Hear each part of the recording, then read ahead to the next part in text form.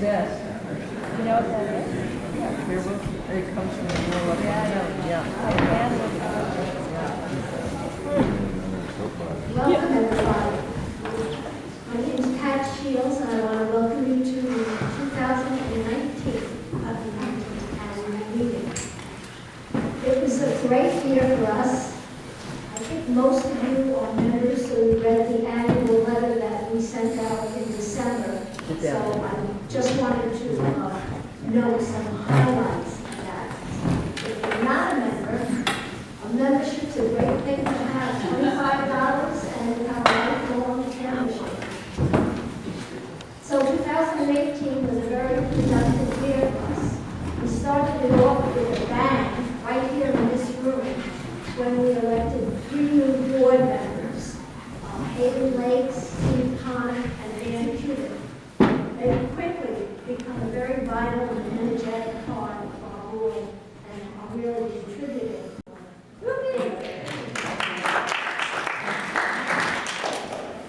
So we've added that to the range, to the reserve.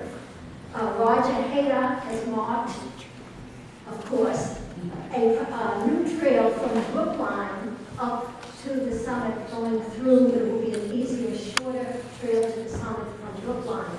And we'll be building that next year.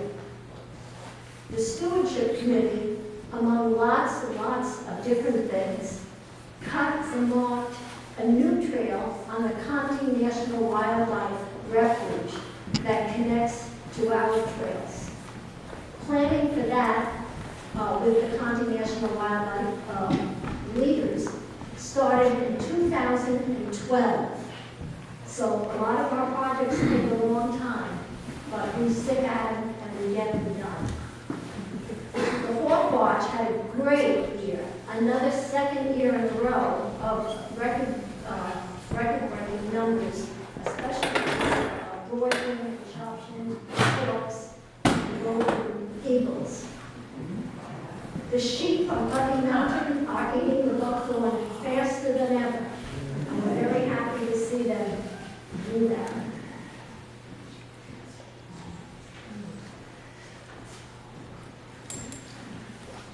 When you're out on our trails this spring and summer, going up to the summit on the main trail or down on the West Cliff Trail, you'll notice some new nature markings, educational markings that John Anderson did. He did 19 write-ups for us.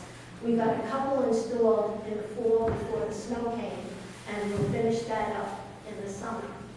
Putney Mountain had our first ever poetry contest. Go up to the summit, there's a new kiosk up there, and the winning poem is on that kiosk. We capped the year in October with a celebration in conjunction with the Windmill Hill Pinnacle Association, celebrating conservation on the ridge over a number of years. And we did that by having people walk on 5 trails from all 4 different directions and had a stone builder build a wonderful cairn up there, right at 5 corners. And we'll be putting a plaque up there this summer. So if you haven't done that, definitely go up and see the cairn. The cairn is at the site, close to the site of the former windmill, which gave Windmill Ridge its current name. Of course, we realized there were a lot of people before the early settlers using the ridge line and using our mountain. And in a few minutes, we're going to get to hear from Rich about the meaning of that.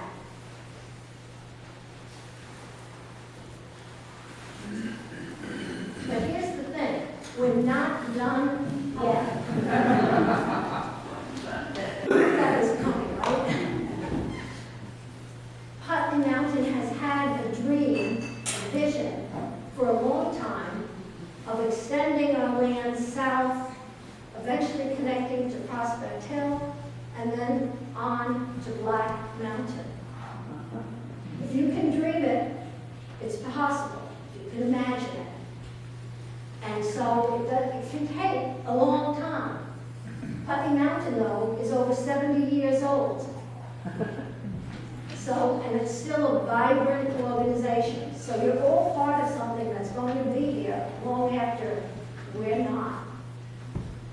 A couple of years ago, some Dummerston residents, Carolyn Mayo Brown and Greg Brown, quietly began buying up some parcels of land that connected to theirs and also connected to ours from Holland Hill Road. We then approached some board members and some Putney Mountain members who became conservators, and we were able to secure a parcel of land that's between those 5 parcels and Prospect Hill. And we'll be hoping to complete that purchase in the next year or so.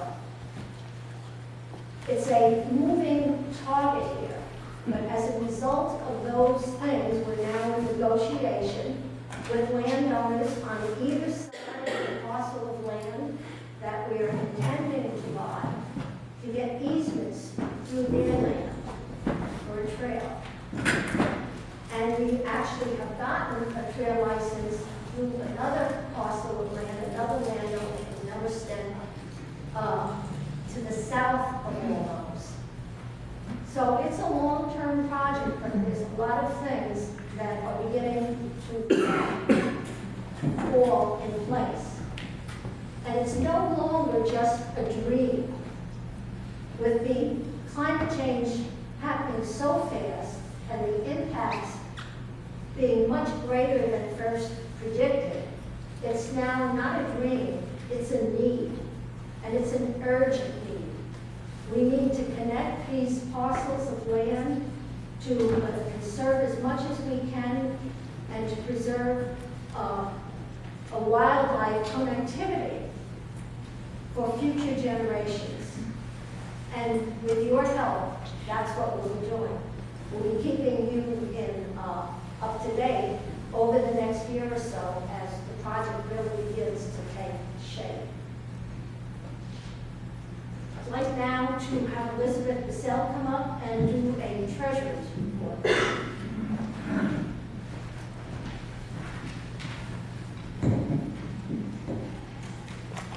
Hi everyone.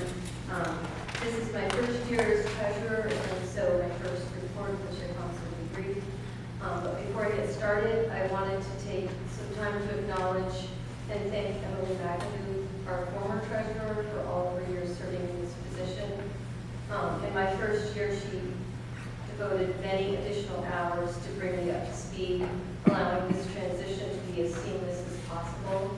She was patient, answered every call and text I made, and allowed for room in her busy schedule for a good number of training meetings. The Putney Mountain Association is extremely lucky to have her on the board and to have had her serve so many years as treasurer. So thank you, Emily.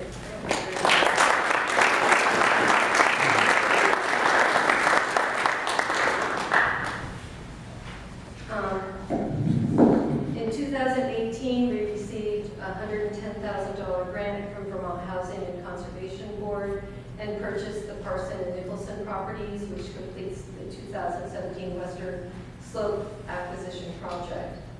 We received $22,600 in donations for a new long-range missing links project, which brings the total accumulated to $24,300. Through donations from our members like you and the public, as well as our coffee break fundraiser, we were able to cover almost 2/3 of our $8,436 operating budget. The remainder of our expenses were covered by reserve funds.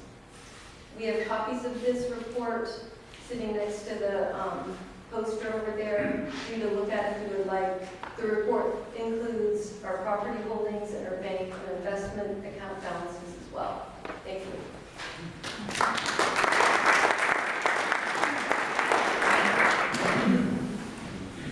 And now it's time to re-elect some board members to a new 2-year term. The board members members that are up for re-election are Steve Anderson, Elizabeth Bissell, Hugh Davis, Kai George, Jordy Heller, and Claire Wilson. Do I have a motion to elect them as a slate? So moved. So moved. Second?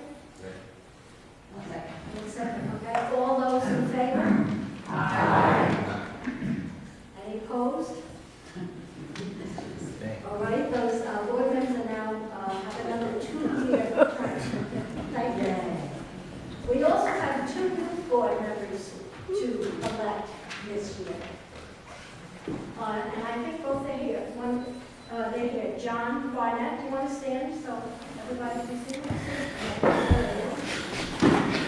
John moved to Putney just a year ago.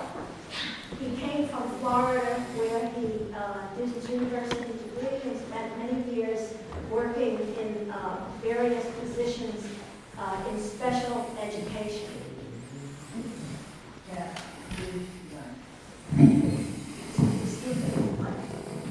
Okay. So he spent many years working in special education. Since he's moved here, he now has a second career as an out-of-district case manager for the Brattleboro School District. He also volunteers for Putney Community Cares, Westminster Cares, and the Food Shelf in his busy life. John says that his motivation to joining the Putney Mountain Board comes from living in Florida and seeing the rampant, uncontrolled growth with little concern for conservation there, and wanting to be a part of conserving the lands around us. He's Libby Mills' son-in-law.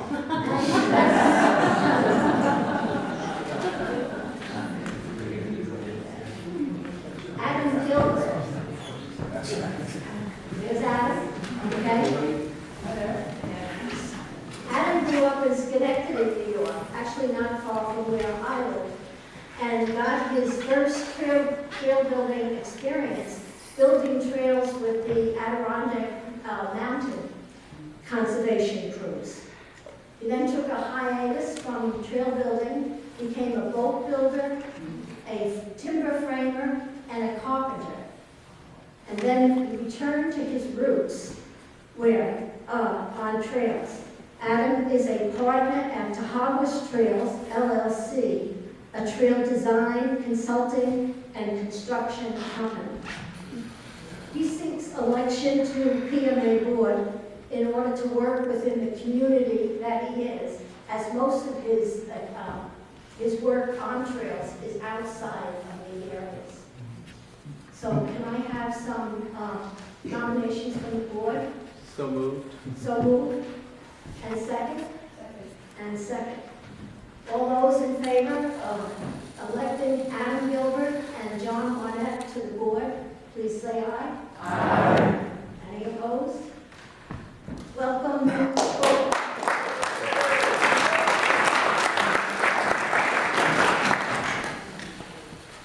We just have one more thing important. Joined the board, first joined the board in 1996, over 20 years ago. She served as secretary for many years.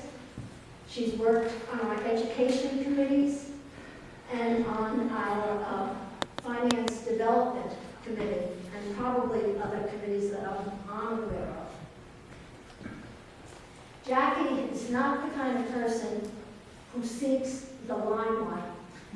She works quietly and fully supports the board in anything they undertake.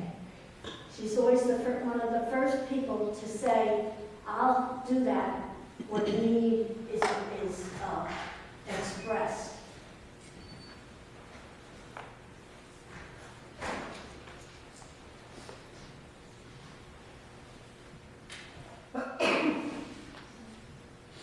Jackie's the kind of person that glues an organization together, that makes each member of the organization, of the board, feel appreciated and important. So we want to take this opportunity to let Jackie know how much we appreciate her. And Jackie truly is the star. Yeah, we get it. That shines on the board, and the flower that really expresses the beauty of the board. And so we want to give her this token of our appreciation.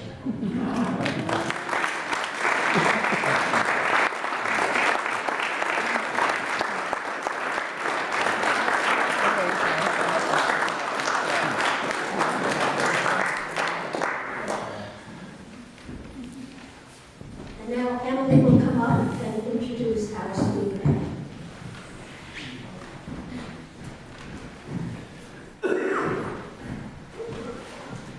Hi. Can you hear me? I hope so. So I just want to briefly introduce our speaker, Rich Holschuh. Many of you probably know him. He's very active around the area. He's a historian, a researcher, and an advocate of indigenous cultures. He is on the Vermont Commission for Native American Affairs, or advisor, or whatever. And I first heard him last May when there was the Legacy Putney week at Next Stage. And one of the nights I went to with Pat was Indigenous Voices. There were several people from all around New England, and the people from here were Rich and another man, Chief Longtoe Rajashian. And they were on the stage basically just kind of talking in a very natural way, a very informative, open sharing type of way. No lecture, no notes. I don't think it was probably rehearsed. And it was great. My main takeaway from that one evening was that this land belongs to people who have been here for 12,000 years before colonization. 12,000 years.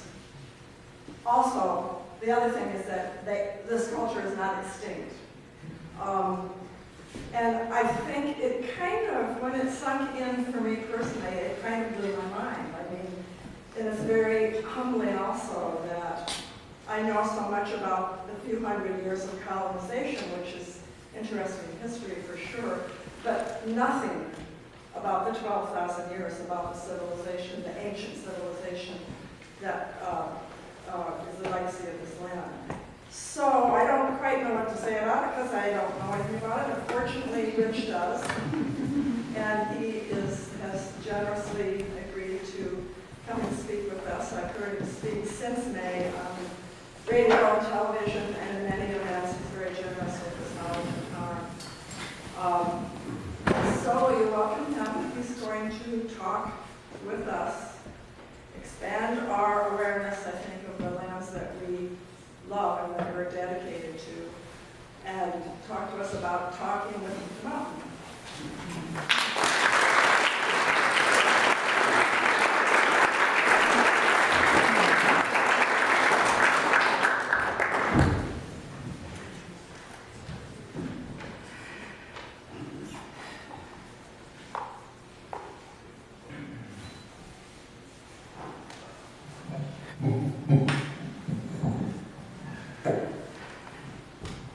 Place, which we now know is Brattleboro. I don't say I'm from there. I am that place. So, I want to talk to you a little bit about that idea. Some of this is going to be general, some of it will be specific to Putney Mountain. And this is a little more scripted than what Emily was referring to earlier last year. I have a storyline. Everything is a story. So I want to develop the story for you. I'm going to sit down so you can see the screen. And I can use the buttons. Thank you, Jordy, for your help. Got a little figuring out to do here with devices and cables and buttons and all that, and it's working now. And why would we want to talk about a different perspective? I'm going to use the slides as a reference. I will read them sometimes, and sometimes they'll just be up there for you to peek at. There are as many ways to see as there are people. I think most of us learn that as we go through life.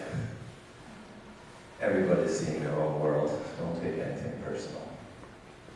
It's about them, or it's about me. I need to own that, right? So everyone sees the world through different eyes. And how you see the world is affected deeply by the culture that you live within. You really don't know another way to see the world because that's the way you grew up. That's what's in here. We explain everything in terms of what we already know. But we can learn other things. So I have a quote here by John Berger, who wrote a book called Ways of Seeing. He's an art critic. Great book.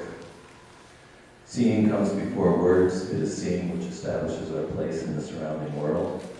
We explain that world with words. This is how we communicate with each other. But words can never undo the fact that we are surrounded by it. It is what's around us. Words that we use shape the way that we see and experience. This can be explained by a phrase called linguistic relativity. And there are many forms of that. It can be absolute. It can be partial. Everyone would agree that it's true to some degree. And what that means is that a culture creates its own way of seeing the world. And their language actually reflects that. And I gave you a little example of that earlier. When I introduced myself, I don't say that I'm from a place. I am that place. The verb to be is expressed in that manner in Abenaki. Not I am at, I am. So,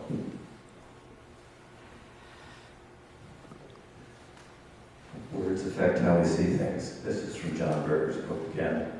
This is a landscape of a field with crows flying over it, says John. This reminds me of the great meadow, Putney, a little bit, right? The broad expanse, the sky overhead, crows, lots of crows. I love that place. Same picture. This is the last painting Vincent van Gogh made before he killed himself. It looks a little different now, just because that's what it says. This is the way John Berger is now communicating this to you. Messes with your head. So we'll go back to this opening slide. I'm going to switch it on you. All right? Says the same thing in a different way. Different words, of course, but in a different way. I am a beginning student of the Abenaki language. My vocabulary is limited but growing. So I can't answer all the questions, but I'll try as best as I can. Closi Witsi, Watsagak. Speaking with the mountain. Abenaki Mo Watsagak Mo Wiwi, Putney Mountain Association. Mo Wiwi is a group of people.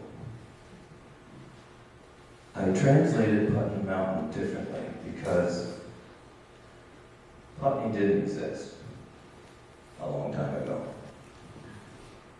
Chartered in 1753 by Governor Benning Wentworth of New Hampshire, service of the king. So it wouldn't have been called Putney Mountain. I translated it loosely as West Hill because it is a hill in the west. And the west is where the sun sets. And the west is called Abenaki. It is where the sun goes down. That's the word for the west. Watsogak, at the mountain.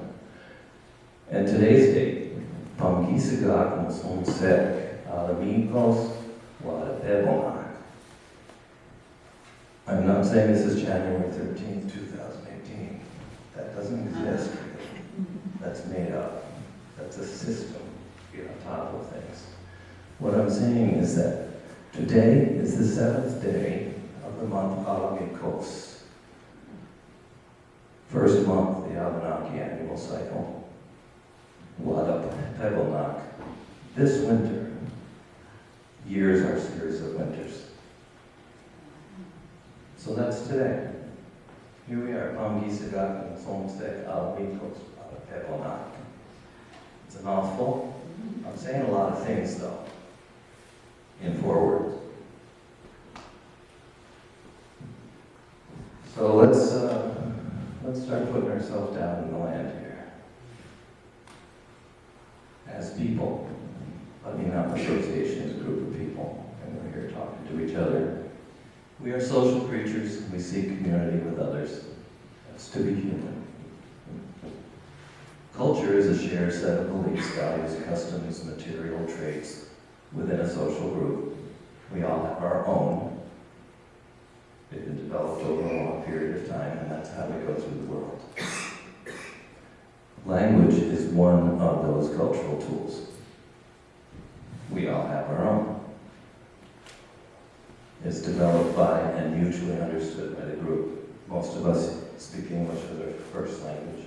When I speak to you in English, you understand what I'm saying. If I speak to you in Abenaki, you have no clue. It's not your language. But I'm going to teach you a little bit. So let's go from generalisms to something a little more specific. Looking at this from an indigenous point of view, it's not all about us as humans.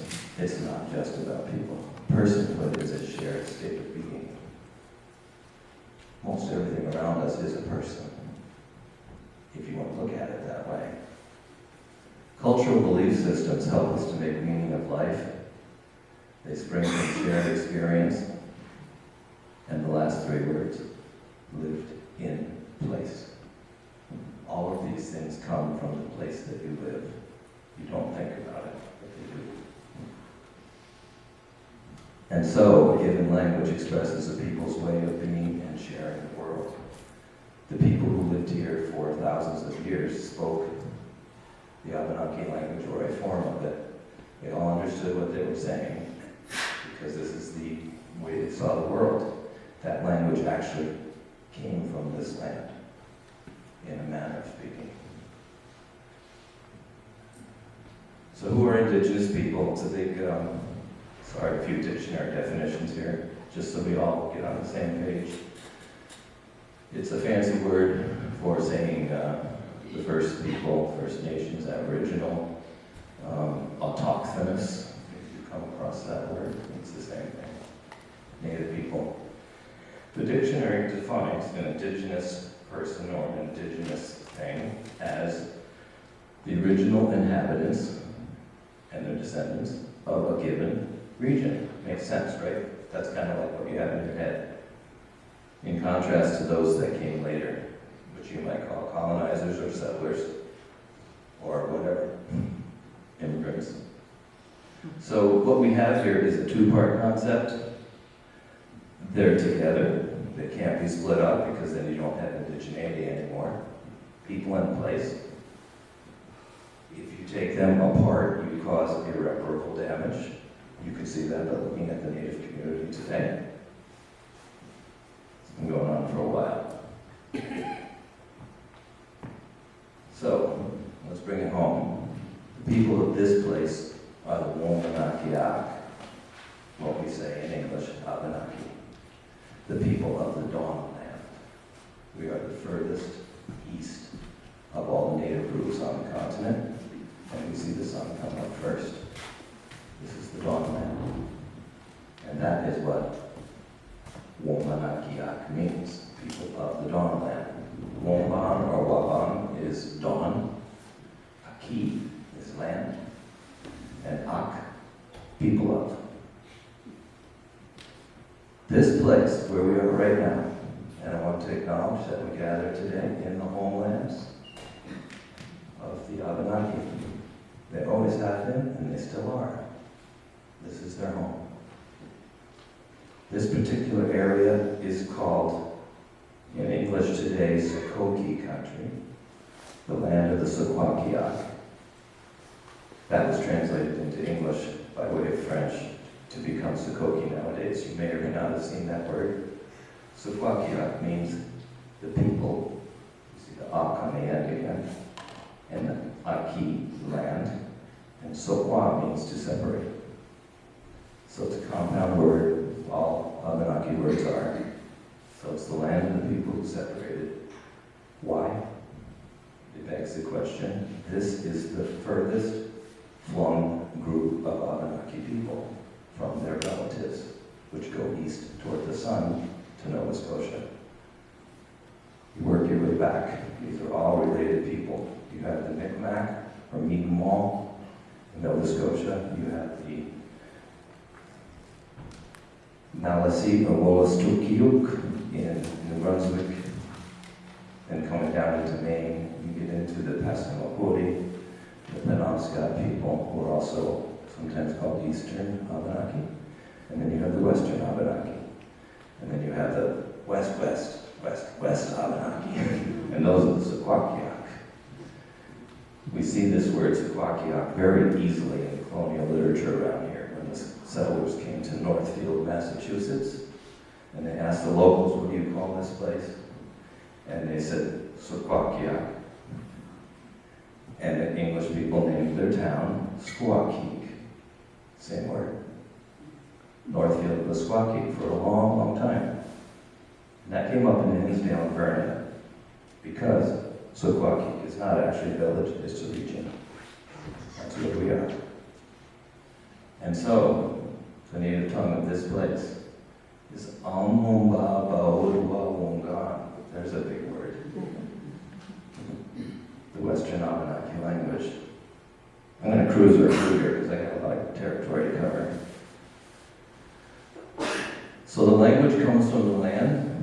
Why is it important to know language? Language is a cultural tool, as one of my language teachers and elder, Joseph Ely Joubert, says, and he grew up speaking this language on the reserve at Odenak in Quebec. The secrets of our culture lie hidden within our language. If you don't know the language, you're missing the boat. I realized I needed to try to learn the language. It is highly, highly endangered. Only a couple decades ago, there were only 20 speakers left in the world. There were about 1,500 native languages, the experts say. When Europeans showed up here, we're down to about a quarter of that. That's what's left. So, it's important for us to know our language. Everybody else knows that language too, because they've been hearing it for thousands of years. And I like thinking about this. It is said that our relations, the plants, the birds, the animals, our ancestors, of course, everything with personhood, they actually recognize these words when they hear them. If you address a bird by its Abenaki name, you will get a different response. You should try it.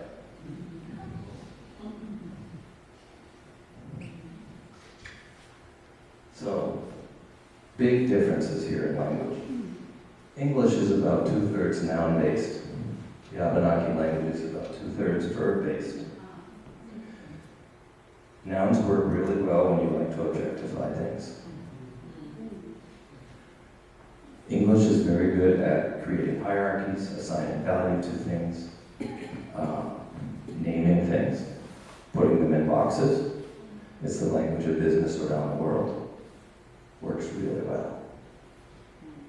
The Abenaki language being based mostly on verbs, and many native languages have this as a characteristic, is about change, is about relationship, it is about the moment.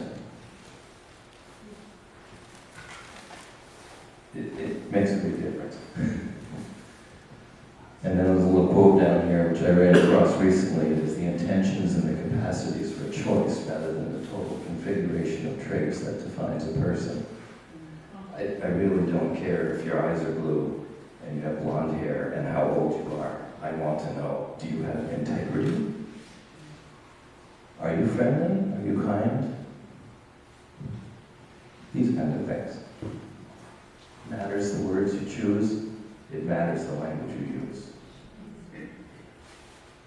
So my good friend Melody Walker Brooke, who is a member of El New Abenaki, of which Chief Roger, that Emily mentioned earlier, is her chief.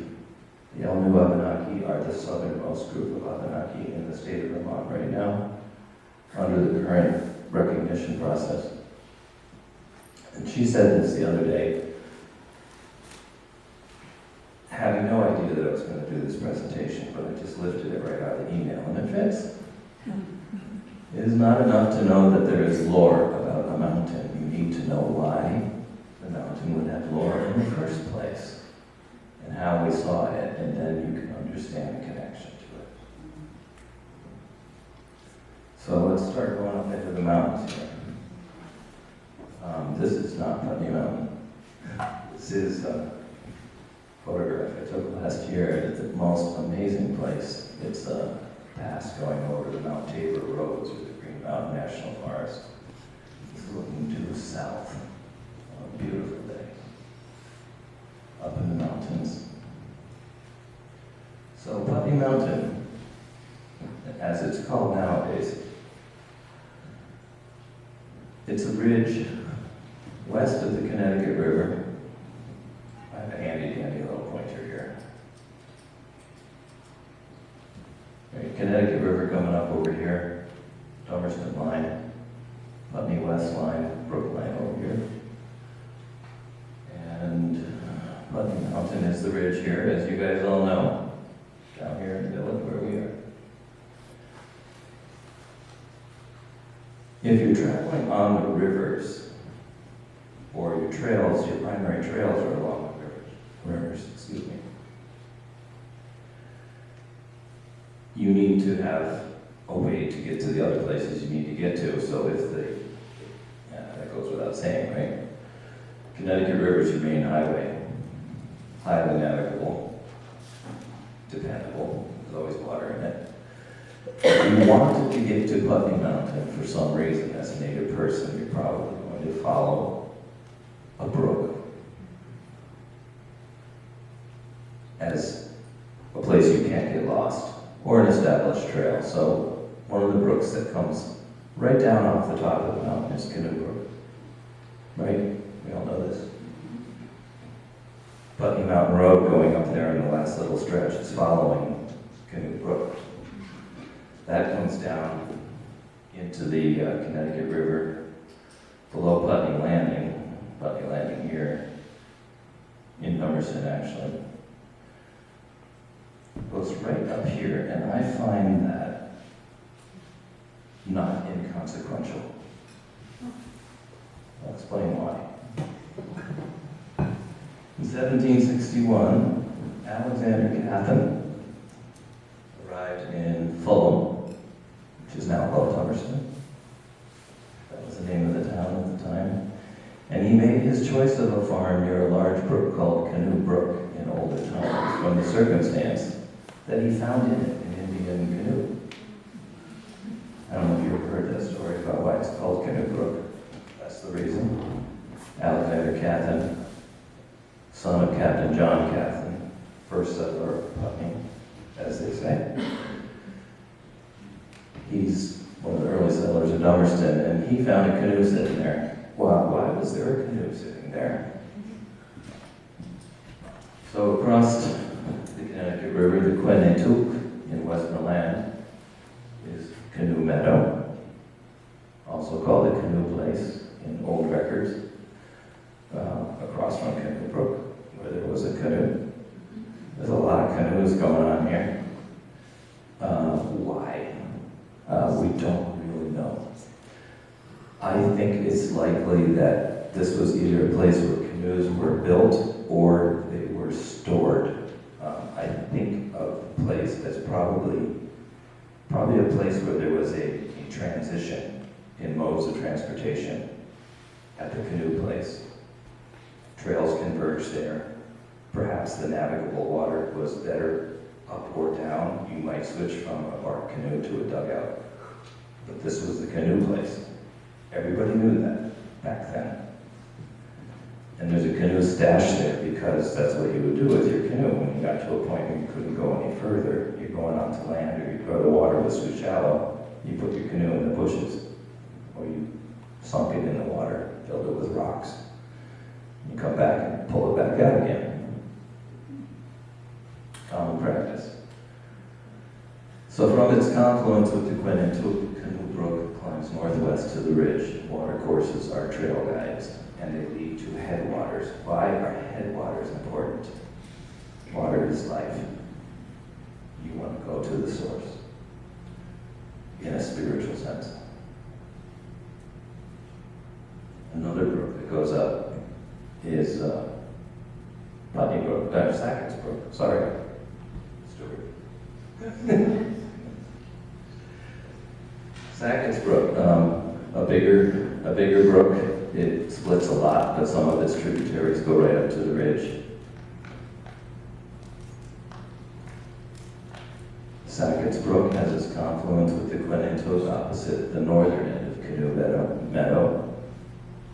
It goes up to the ridge. It's thought to have been named by early Dummerston Putney settler Captain John Cathan in acknowledgement of a, quote, half-breed chief named Sackett, who led a large group of warriors in battle against Captain Humphrey Hobbs' patrol somewhere in Marlborough.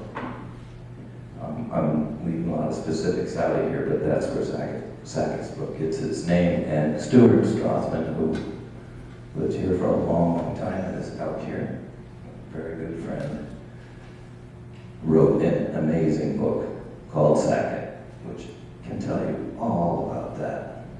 He pulled things from all over the place to make this story that I think works phenomenally well, and I recommend it. And you can learn some Abenaki by reading that book, let me tell you. Talk to Stuart.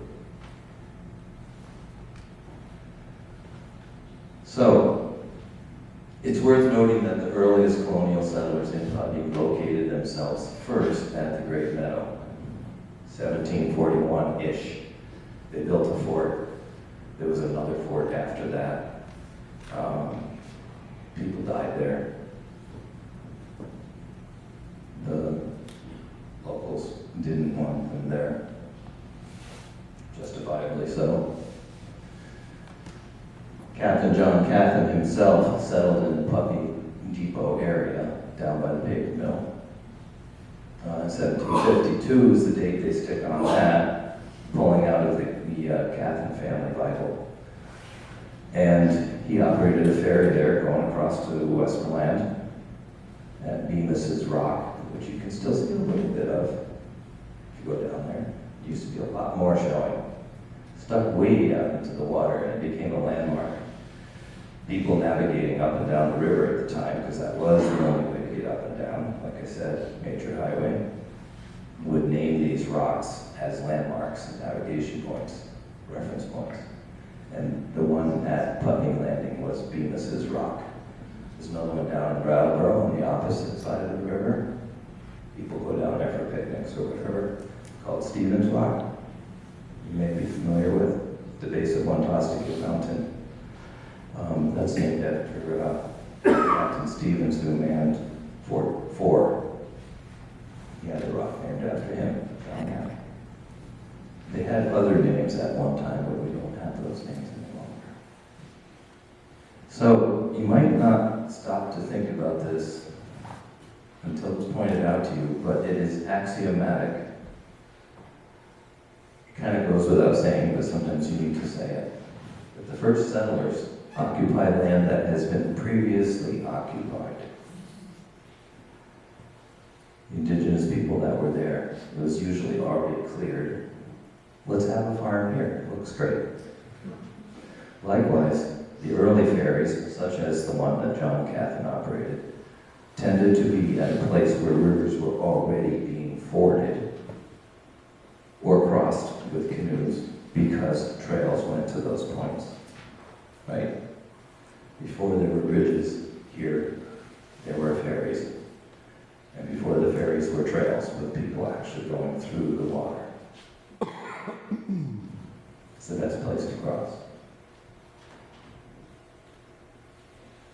Here's the Great Meadow. A beautiful place.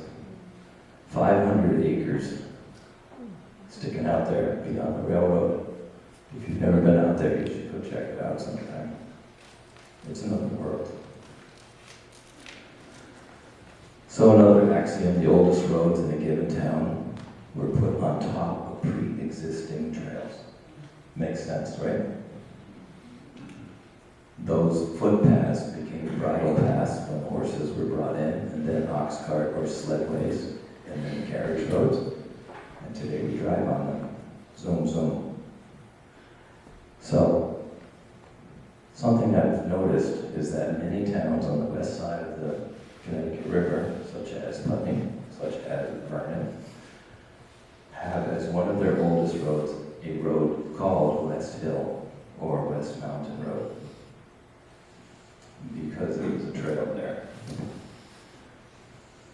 Early Putney trails that became roads, Depot Road coming out from the landing, the old Depot Road, not the new one. That's the interstate interviewing there. The street, as they call it. Going up from the Putney store, West-West Road, Old Trail, because that's Putney Road continuing toward West Hill. West Hill and Putney Mountain Road. The River Road, of course. Your histories will make that really clear. Putney's first road was the River Road, because there was a trail following the river. All the way up. The River Road on the other side, Westmoreland, is a trail. And Route 5 is a trail. The old Route 5. Most of it's been moved. Right, you have, in Putney, you have old Route 5. Right, that happens all over the place. It looked nothing like it does now. It's relatively recent. So the trails would follow a water course often or parallel it. Again, it's the obvious way to get there. Sometimes they would actually not follow the water course. They would go to a peak, or they would stay up on top of the ridge, like the trail, like Putney Mountain Trail. For a number of different reasons. Sometimes you just don't want to keep climbing all the time, so you're going to stay on the high ground. Easiest way to get there from here. Or sometimes you just have to go over the mountain because it's too long, like West Hill. So, why would you want to go over Putney Mountain or go to Putney Mountain on a trail? To the west of Abenaki, Watsville, Putney Mountain is Muskego Ibisibo, Grassy Brook. I just did a literal translation there. And even more importantly, the Wantastuk, which we call the West River nowadays, which was another primary travel route. If you wanted to go across the Green Mountains from the Connecticut River to the Champlain Hudson River drainage, you needed to have a good way to get there, and you would follow a river with your canoe as far as you could, and then you get out and walk. And the West River was one of those main cross trails. The picture I took earlier at Mount Tabor Pass, down on the southeast corner on the river. It's underwater now because of the Vernon Dam. When we were not actively in conflict, it was a long period from the late 1720s until about 1740, when the place became a very active trading post. And people actually came back because it was safe, and they resettled. They're living all around. Brattleboro was resettled by the people that came from there. They came back home again because it was safe. And then things flared up, always driven by wars over in Europe. European conflict. The English and the French, traditional allies, and it wasn't safe again. There's a little story about a settler in Dummerston. He was buried in the cemetery by the school there, elementary school, Benjamin Gleason. Gleason lived in Westmoreland, and they lived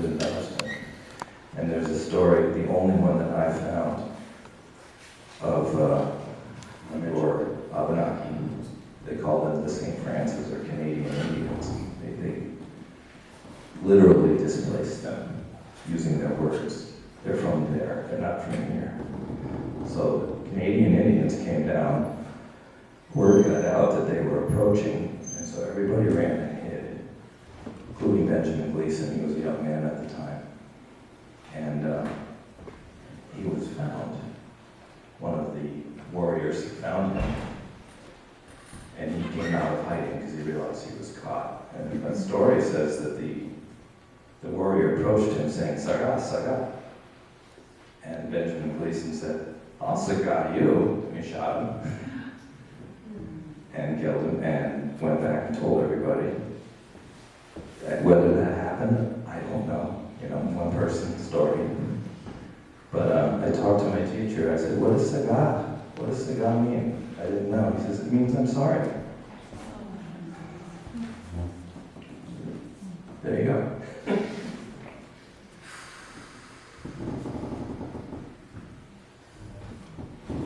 When you say we're still here, that the Native people are still here. Sure. What does "we're still here" mean? Depends on the definition, right? So people are physically still here. The descendants are still all around us. There are, on a legal, official basis, there are 2 Abenaki reserves in Quebec. In Canada, they're called reserves. We call them reservations. Land owned by the tribe, and there's a concentration of population there.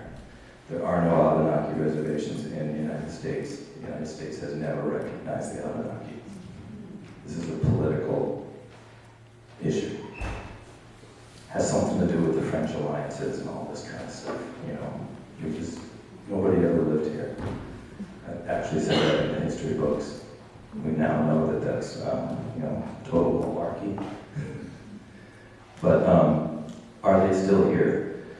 So on a legal basis, the state of Vermont finally decided in 2010, 8 years ago, that they were going to acknowledge the Abenaki as having always been here. So 8 years ago, Vermont said, "Okay, all right, we give up. We give up, you made your case." They passed a law in the legislature, and in 2011, 2 groups of Abenaki people, allied by kinship, because it's all about family, and were recognized in the next year 2 more. So there are 4 state-recognized, state-sanctioned bands of Abenaki people in the state of Vermont. One of the things that I do as a commissioner for the state is to work for their interests, which can be any number of different things. There are people who are not members of those tribes. Doesn't mean they're not Abenaki. You know, who's making the rules here? The only group of people in the country has to carry a card to prove who they are. Prove to me you're an Indian. You don't look like an Indian. I mean, we still think like that, actually. So they're still here. You may not encounter them because maybe you don't know what you're looking for. The Native people in Vermont look the same as everybody else. They've been marrying out for 300 years. And they're just, regular people. They go to school, they have jobs, they have children.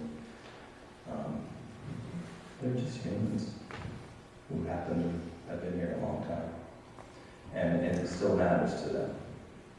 Because, again, it comes down to the sense of place. This is their homeland. Always has been. Did the Abenaki farm in the Great Meadows? Certainly. They grow. Great Meadows would have been farmed, any rich bottomland would have been farmed all the way through Brattleboro, Vernon. The oldest archaeological evidence in northern New England was recovered from Springfield, Vermont. Beans, corn, squash, and tobacco, dating back to about 1100 AD. So yes, big time. You mentioned the butternut orchard that was, the Fortnightly Club came out with their history of Putney, and they mentioned the butternut trees. Yeah. One in the way that This lady is bringing up the fact of the butternut orchard at the Great Meadows. Kitsimistudok, the Great Meadows. The Fortnightly Club in their history of Putney mentioned this. The early settlers talked about the butternut orchard on the northern end of the Great Meadows. It was a place that was known to be a concentration of butternut trees. Butternuts are almost gone, if you're not aware of that. There's a blight going through, and they're almost gone. There's just a few left. The most valuable nut tree of all the nut trees. It has the best oil, best fruits. And so butternuts were very highly prized and managed silviculture. Trees and other aspects of ecosystems were managed to promote growth for those particular species. And butternut orchard on the north end of the Great Meadow, I think if you very easily read between the lines, that was something that the settlers found because it had been created. When I first read that in the history, I went up there, like as soon as I could, because I wanted to see if there's any butternut trees left. And there's a few. I found 3 or 4 in the same place. It's really cool, but they're dying. They're almost gone. Yeah. What brought you personally to this area? What brought me here? Yeah, what made you decide to move to Brownsville? My journey. Wow, that's a whole other story. Really, really short. I wasn't born here. I was born on Long Island. My father's family is German, 100%, recent immigrants in the last century. My mother's family, my mom and dad met on Long Island. So that's why I started there. Actually, they tell me I started in Las Vegas, but that's another story. My dad was in the Navy stationed in Las Vegas. Yeah, they had a base out there. Apparently not everything stays in Las Vegas. I don't believe any of these stories. So anyway, yeah, Long Island, my mom's family has been on this continent in various forms for a long, long time. English, German, Dutch, back to New Amsterdam, 1640s. Dutch in New York, Brooklyn, farming in Brooklyn, with slaves. You can read the wills. Interesting. And French in Canada, Nova Scotia, and Quebec. I have a French ancestor who actually was Mi'kmaq, 1641, in Annapolis, Nova Scotia, and then I have other French relatives on the St. Lawrence, also in the 1640s and 50s, who intermarried. So that's my mom's side. So those are all Abenaki people. And when I moved to Vermont in 1682, I'm old, but not that old. 1982, I came here because growing up as a preacher's kid, I went all over the place. I went to 7 different schools and I was sick and tired of it. And I wanted to settle down and it seemed like Vermont was a good place to do that, and it was, and it is. I love being here. I can't picture ever leaving. So I came here and married, had kids, tried to put a living together. You know what it's like to try to make a living in Vermont. You can't stop or you drop, right? So all I did was work. I lived in Wilmington for 16 years and I never went up to Stack Mountain. I had no time. No time. But when I got older and my kids got older and I had a little bit of time, I started to dig into these things that I had heard from my mother's family. And I realized that the Abenaki are still here. And I wanted to be with them. I wanted to learn from them, and I want to learn from this land. So that's how I came to this point in my life. As a person with some Abenaki heritage, work with the Abenaki, that's who's here. And I want to help them. Part of that is talking to you guys, so you can learn about it too. Lucky for us. Sorry, I went on and on and on.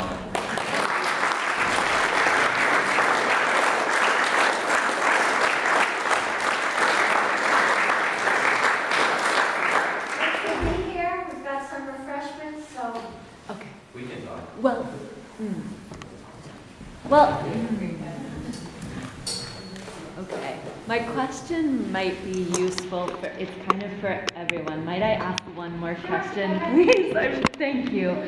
It's like actually a great segue from that, because what I'm wondering is just whether you have any, I think we can all come to our own answers for this, but I'm wondering whether you have any suggestions or requests for how all of us can be active in carrying forward what you're sharing here today and carrying forward this story and this in the kind of paradigm shift that the world is really needing. And again, just I would love to hear if you have any particular invitations or requests for us here so that we can be spreading the ripple even farther. I've probably all heard that. What can we all do to help?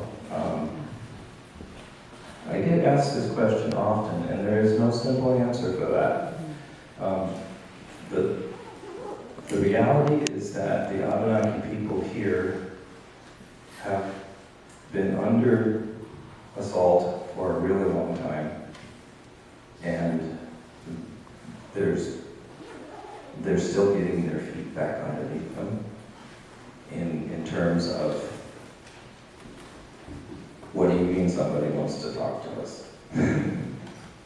So there is no one central place that I can point you toward where you could devote your time or send your money or something like that. There is no such thing. Hopefully there will be down the road soon. There are occasionally things going through the legislature, for example, curriculum revisions, things like that. Support those bills for diversity in education. Indigenous Peoples Day. I'm going to try again. We're lining the bill up. It's going to be announced next week in the legislature. I hope it passes this year. The governor has honored my request for the last 3 years and issued an executive proclamation, but that's a one-year thing, annual thing. So a little bit at a time. There is no one place I can point you toward. We're still growing, not there yet. Best I can give you. There's always something going on. Go to the Facebook page. Do a Google search. There's always activities that you can come support. I think that's the main thing. Come support. Show your face. Keep asking. The primary rule for allies, would-be allies, is for ask what they need. Don't offer stuff. Ask what they need, which you just did. And so there will always be one little thing in a moment that can be done. So yeah, thank you.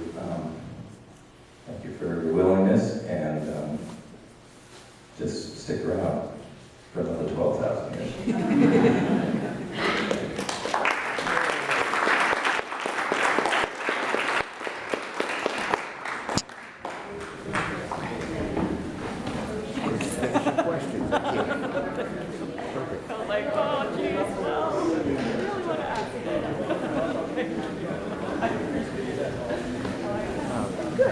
Videoing for the future.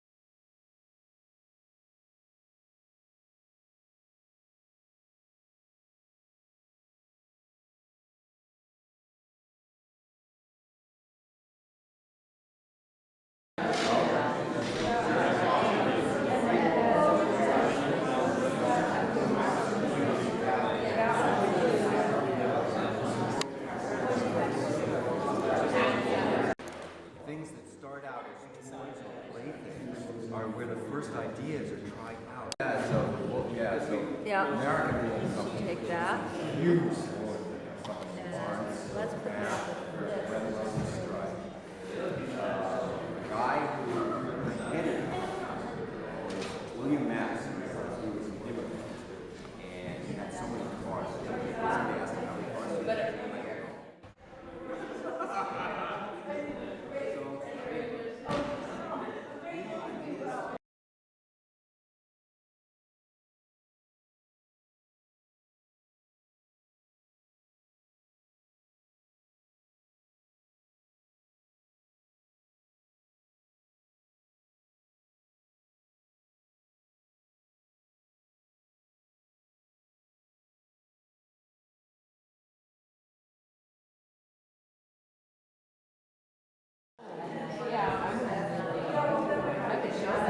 Oh, well, I've been by it. I somehow.